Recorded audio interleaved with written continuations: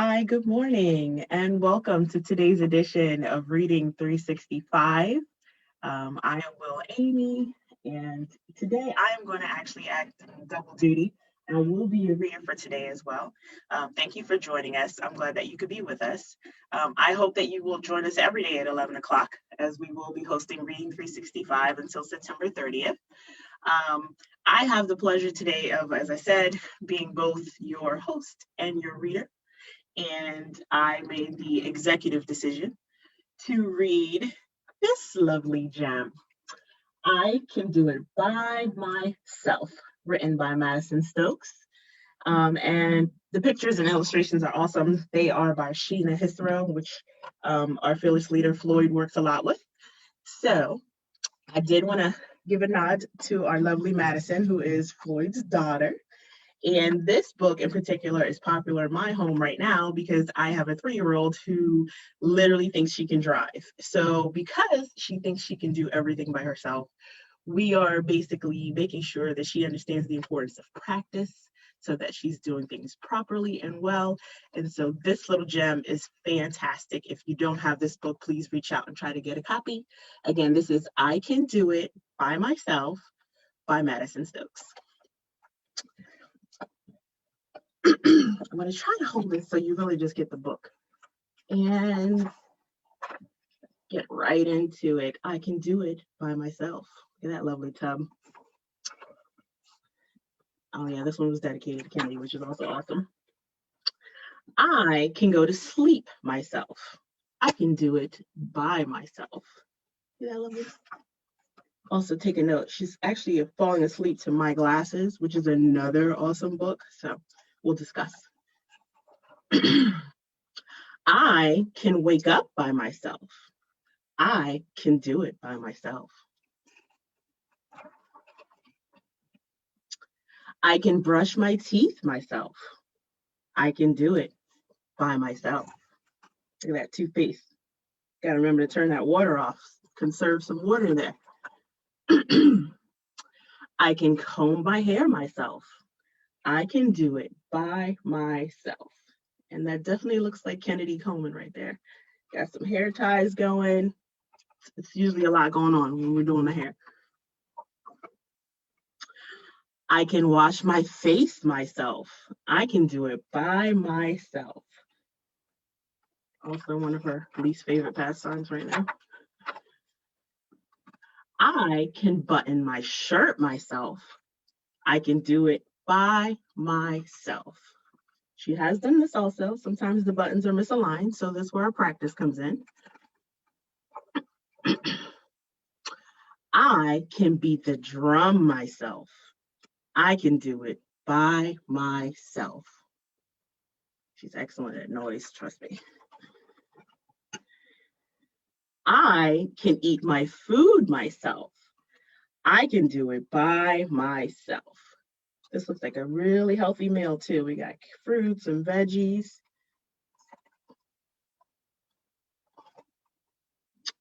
I can tie my shoe myself. I can do it by myself.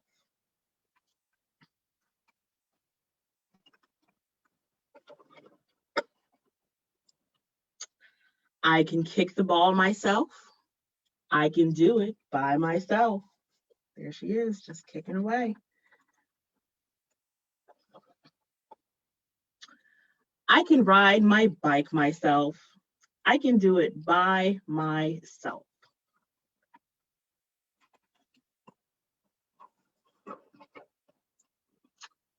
I can take a bath myself.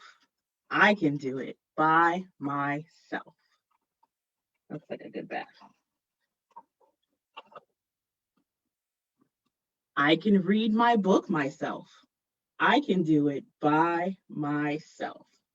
Again, very good selection here he's reading.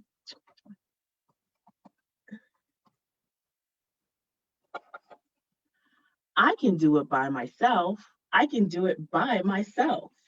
And this is Allison and Olivia, Isaac and Madison, Carter, Vanessa, Nigel, Brian, and Shane. Everyone's doing their stuff by themselves.